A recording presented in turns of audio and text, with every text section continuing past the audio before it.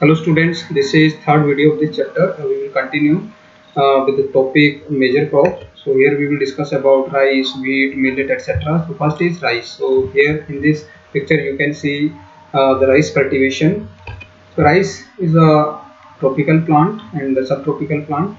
So this is a major food crop of the world. So it is a staple diet, means routinely eaten by the people. So rice need high temperature, high humidity and rainfall. So it grows best in the alluvium soil. So alluvium soil is very suitable for the cultivation of rice, right? So this is the soil which can retain water. So it requires a lot of water from sowing to prior to 1 month of harvesting, right? So in favorable climatic condition in West Bengal and Bangladesh, 2 to 3 crops are grown in a year. So here you can see the leading country like China, India, Japan, Sri Lanka, Egypt. Egypt is somewhere here. Okay, so these are the leading countries, and in case of India you can see, so these are the states where rice cultivation done by the farmers. Okay, so here in Bangladesh and West Bengal, Assam and Krishna Godavari Delta, we take 2 to 3 crop in a season of rice. Next is wheat. So here this slide represent wheat. So wheat requires moderate temperature and rainfall during the growing season and bright sunshine at the time of harvesting. Okay, so this is the crop of Rabi season. So it thrives best in well-drained loamy soil. So wheat is grown extensively in USA, Canada, Argentina, Ukraine, Australia, and India. Okay, so India is it is grown in winter season. So as I have already told you, it's a Rabi crop. So here major dominant region in India you can see. So these are the states which are leading in the production of wheat. So here the different countries you can see. So these are the countries which are leading in the production of wheat. So next is millet. So millet include like bajra, ragi, soybean, jawar. So all this comes under millet. So these are actually coarse grain. So millet are known as the coarse grain and can grow on less fertile soil and sandy soil. So it is a hardy crop that needs low rainfall and a high to moderate temperature and adequate rainfall. So jowar, bajra, ragi are grown in India and other countries like the Nigeria and Niger. These are in African continent and China in Asia. So these countries, the millet production done by the farmer. Next is maize. So maize required a moderate temperature, rainfall, and lots of sunshine. So it needs well-drained, fertile soil. Maize is grown in the North America, Brazil, China, Russia, India, Canada, and Mexico. So here you can see the picture. This is showing maize. Now next is cotton. So cotton looks like this. So this is the cotton plant. The cotton required high temperature, light rainfall, and 210 frost-free days. So it requires 210 frost-free days. So there should be no frost. Otherwise, the ball of cotton will damaged. So ultimately, the color which is you are watching here, it is white. It will turn into black. So that is why it required 210 frost-free days. Bright sunshine for its growth is essential. So it grows best on a black soil and black and alluvium soil. As we have already read in the history chapter that most of the mills in the beginning were located nearby the area like Maharashtra and Gujarat because of the presence of black soil there and the availability of the raw material in the form of cotton. Okay, so because black soil is suitable for the growth of this plant. Next is Canada's China, USA, India, Pakistan, Brazil, and Egypt are the leading producer of cotton. So here you can see the location of various countries. So we have China, USA, India, Pakistan, Brazil, and Egypt. Egypt is somewhere here. Okay. So these are the country where the production of this crop are done by the people. Major cotton growing area in India you can see here. So these are the major cotton grown area. Next is jute. So this is the plant of jute, and the farmer harvesting this crop like this, and ultimately we get product in the form of sacks, in the form of uh, rope, etc. So jute was also known as the golden fiber, and it grows well on alluvium soil and requires high temperature, heavy rainfall, and humid climate. So these are the climatic conditions which are required for the growth of this plant. And this crop is grown in tropical area. India and Bangladesh are the leading producer of jute. Okay, mainly in India, West Bengal is the leading producer nearby the Hooghly River, and most of the area went to Pakistan after partition. East Pakistan after partition. So present day we call Bangladesh.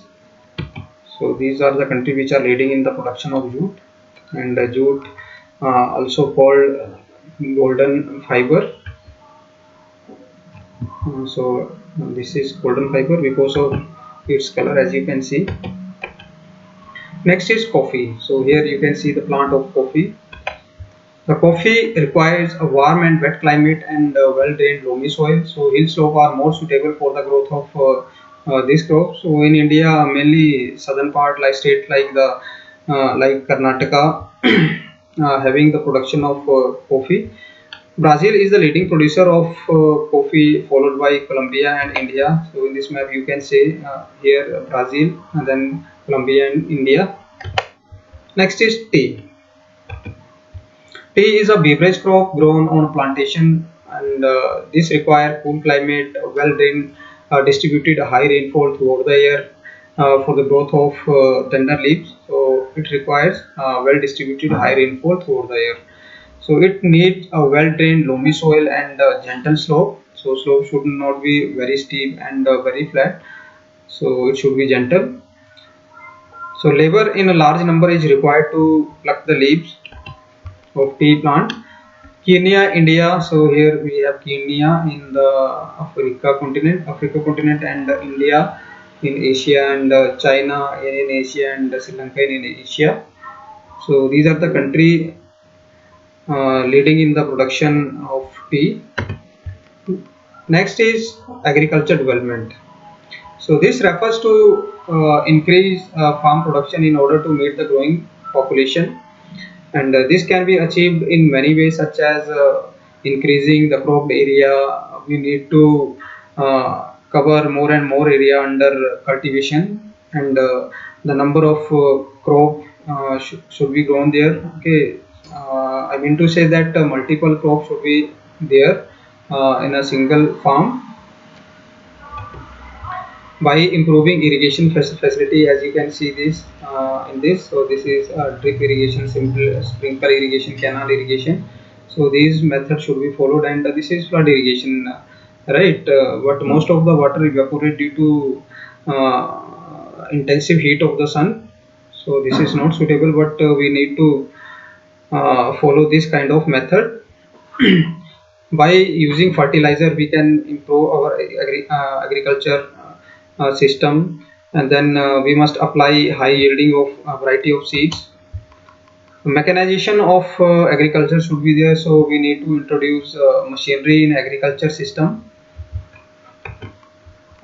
The ultimate aim of agriculture development is to increase food security. When food is available to each and every section of the society at affordable rate, so that is comes under food security.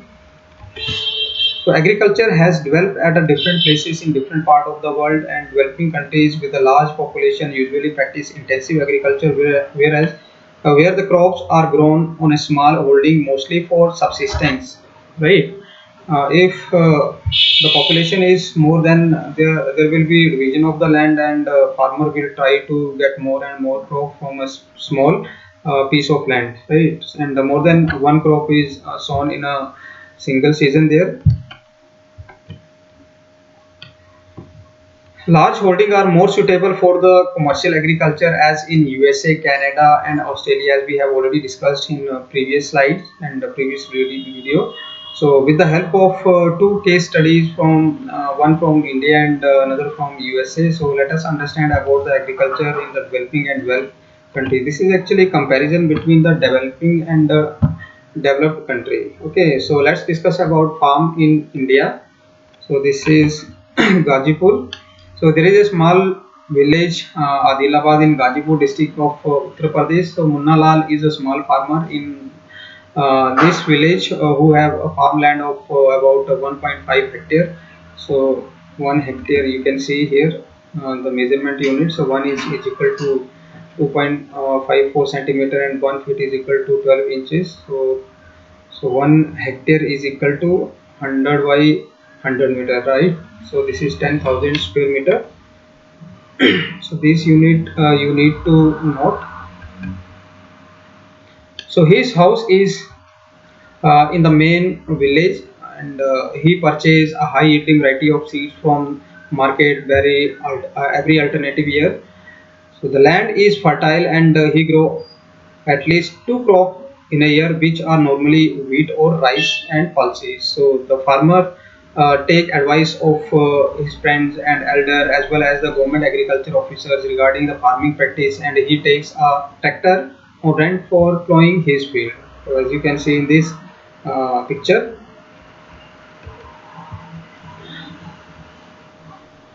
Although some of his friends still use traditional method of using bullock, as you can see in this picture. So this, so there is a tube well in nearby field, and which he takes on rent to irrigate his field.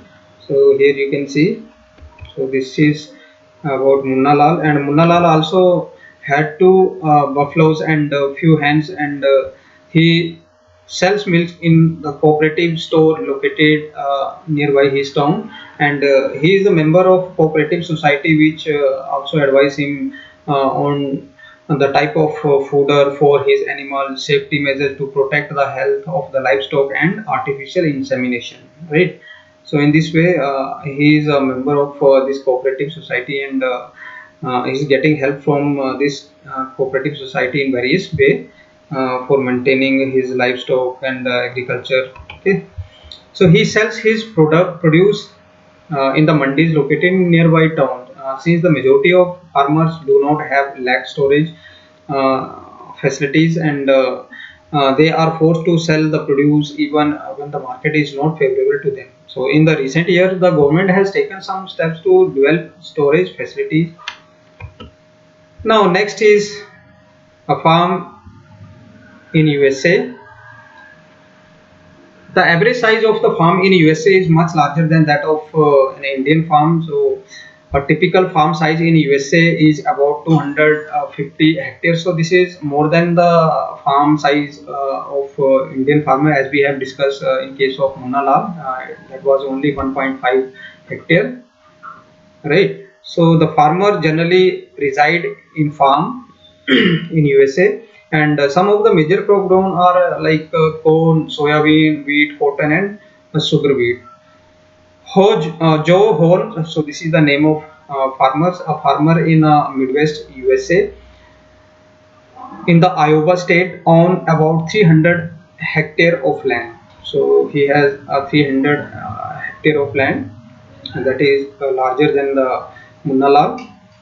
So he grow corn on his field after making sure that the soil and the water resources meet the need of this crop, and adequate measures are taken to control the pest that can damage the crop. And from time to time, he sent the soil sample to the soil testing laboratory. Okay, so what kind of nutrient is required in his field? So in this way, he came to know about the deficiency of nutrients in his field. Okay, to check the whether the nutrients are sufficient or not. So in this way, he get help by sending his soil sample to this laboratory. The results help Joe Holmes to plan a scientific fertilizer program, and his computer is linked to the satellites, and which gives him precise picture of his field. So this help him to use chemical fertilizer. So as you can see in this picture, right?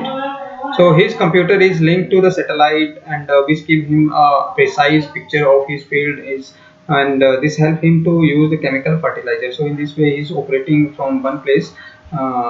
This kind of we can say drone, okay, for spraying and watching his field.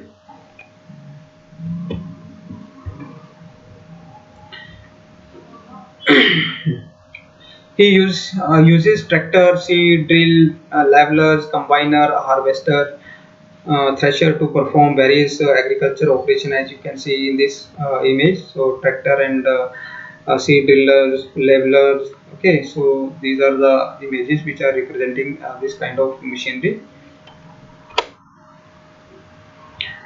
Grains are stored in the automated grain store or dispatched to the market agencies.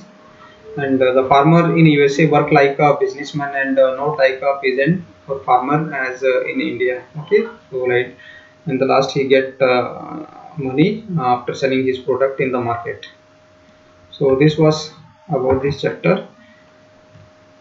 Thank you, and have a good day ahead.